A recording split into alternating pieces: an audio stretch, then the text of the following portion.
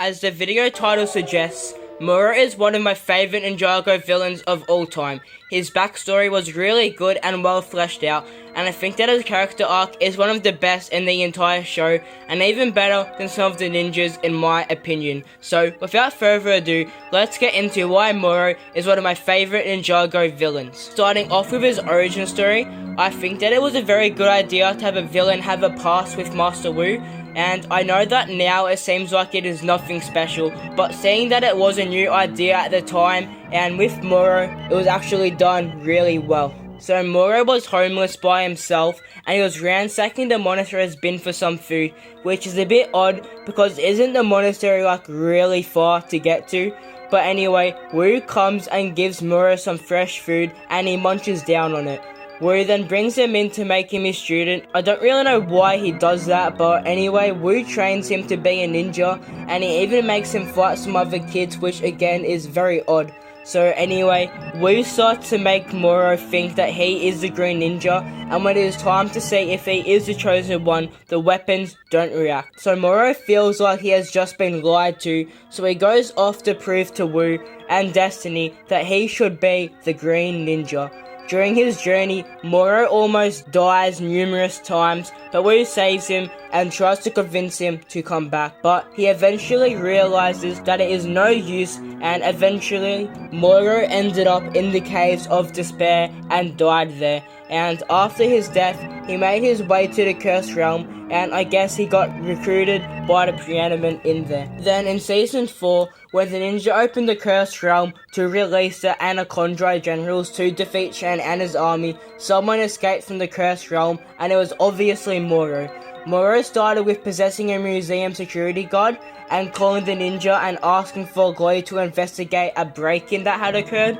He then possessed Lloyd because he wanted to become the Green Ninja, and he also got the allied armor as well, which gave him the ability to call on his friends from the Cursed Realm. Morro then made his way to Wu's tea shop because he wanted to get Wu's stuff, because it had a secret on it that Morro somehow knew about and Wu didn't. Anyway, since him possessing Lloyd took away the ninja's powers, he absolutely destroyed them, so the ninja had to escape on a bounty, but Morro chased after them with his elemental dragon, and also managed to get onto the bounty as well, where he fought Kai and Master Wu, where he decided to throw his stuff overboard so Morro would stop chasing them. So Morro does what any logical person would do after getting a very important staff, is go straight to a pub where the other people in there start picking on him, but luckily he brings in the Soul Archer with the help of the allied armor, and from what it looks like, they dealt with them. Alright, so the first clue given by the staff was that they needed to learn Air Jutsu,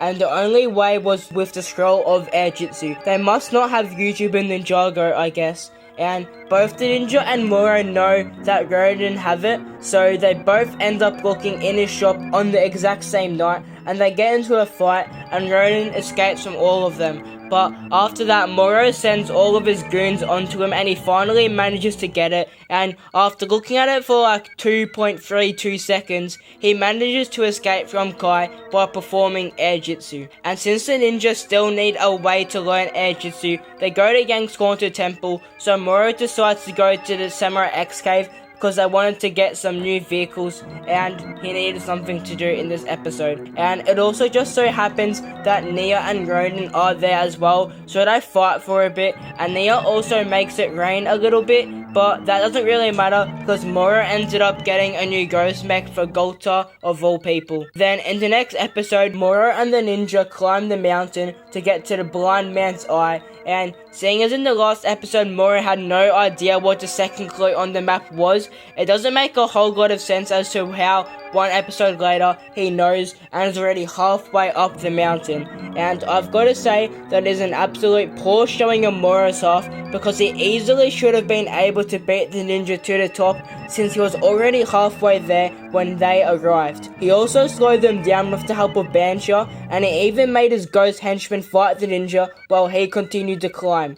But luckily, Morro has connections from the Cloud Kingdom, so the blind man's eye opens again, and Morro is able to enter the Cloud Kingdom. Morro is even able to bring the Master Grider on his side by him trapping the ninja with Nimbus, and he literally takes Morro all the way up to the Sword of Sanctuary, but he almost takes a massive L because he just gets it before the ninja get there, and now Morro has the ability to see his opponent's next moves, and they end up going on a chase through the Cloud Kingdom, and then they eventually slide down the mountain in what is one of my favorite Ninjago battles of all time. And here Morro is really starting to struggle because Lloyd has gotten better at fighting Morro's possession, and he also takes another massive L because he gets into a fight with Kai and loses the Sword of Sanctuary. Morro then becomes desperate, so he gets Soul Archer to somehow get in contact with Ronin and tell them to steal the Sword of Sanctuary from the ninja, which he does end up doing. Morro also has an ace up his sleeve because he then possesses Ronin and tells the ninja that the Realm Crystal is in the Caves of Despair when it wasn't. He also sends a couple of his ghosts to try and slow down and kill the ninja, but Golta is incompetent as hell and fails.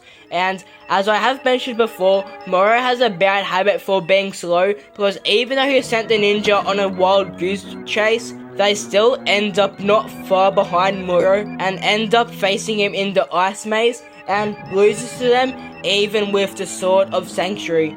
The ninja then get the Realm Crystal, but then Morro finally unpossesses Lloyd and he threatens to kill him if they don't give him this crystal. So Kai hands a burning Realm Crystal to Morro, and Morro drops Lloyd into the ocean, and he now has everything he needs to curse the world. And where does he start? He starts in Styx, the literal worst place since it is surrounded by his only weakness, water. So anyway, Morro captures some civilians and locks them in cages while he is starting to open a gateway to the cursed realm. The ninja then plan for Nia to wear the green ninja robes and take on Morro while Lloyd goes to go get the Realm Crystal.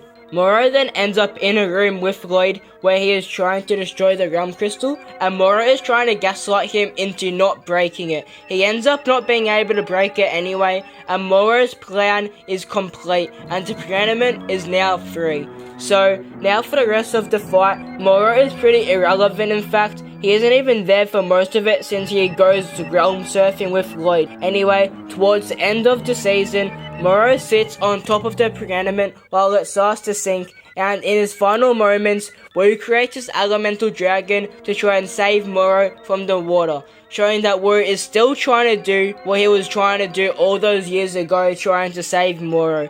Morro initially is upset with Wu, but it seems he had a change of heart because he gives Wu the Realm Crystal and allows himself to touch the water and perish. And honestly, his death is up there with Harumi's. It is a really bittersweet moment, showing us that Morro has learned at least a little bit from his actions, and even though it was just a bit too late. But if you are unlucky enough to know Morro's story doesn't actually end here, because he actually appears one more time in Day of the Departed. So, as you know, all of the main Ninjago villains up until Season 5 were reawakened by Sensei Yang, and Morro was one of them. Morro then goes to Wu and tells him about Yang's plan, and he then ends up going back to the Hall of Villainy and turning back into a statue. He didn't really do all that much, but it was still a highlight of the special. So yeah, I would absolutely love to see Morro turn up again, even though that is very highly unlikely. But if you enjoyed this video, I have a similar one, but with Cole, which you can always check out right over here. See ya later, be ninja.